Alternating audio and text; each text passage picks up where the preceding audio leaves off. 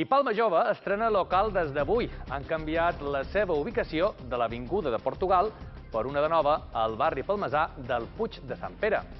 Joves i veïnats no han dubtat en sumar-se a la festa que han organitzat aquest matí com a reclam perquè tots els joves de la zona s'animin a acostar-s'hi.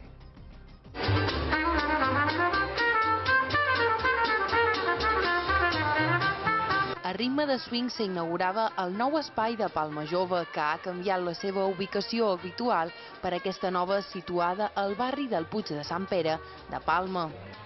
Música, berenar i bon ambient en el primer dia d'obertura. Coneixem Palma Jove i sabíem que havien canviat de local i volíem veure aquest local nou que tenen. Aquesta música molt agradable, tenia ganes de conèixer també aquest grupet que no els havia vist en directe i bé, molt bé, una picada. Bueno, jo ho coneixia de fa molts anys perquè antes quan van sorgir que estaven a l'altre puesto, quan era jove, ma mare me va dur un dia i pues, més o menys ja coneixia.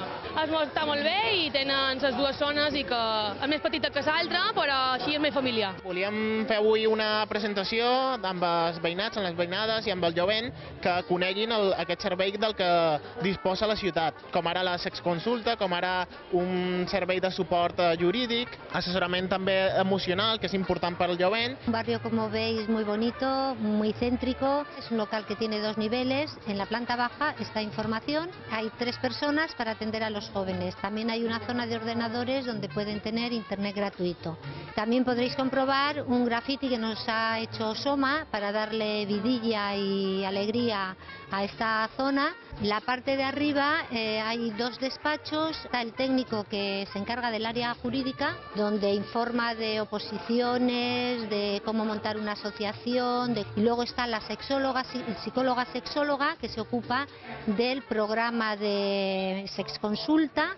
Un espai on els joves hi troben el seu lloc, es poden comunicar i on troben respostes a les preguntes que més els preocupen. Un poc d'assessorament sobre dubtes afectius sexuals de joves, de joves de Palma. Les demandes normalment solen ser sobre mètodes anticonceptius.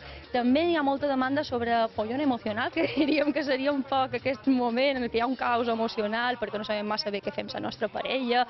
Des de Palma Jove els esperen a tots perquè s'impliquin en les decisions de la seva ciutat i agafin el control de les seves vides.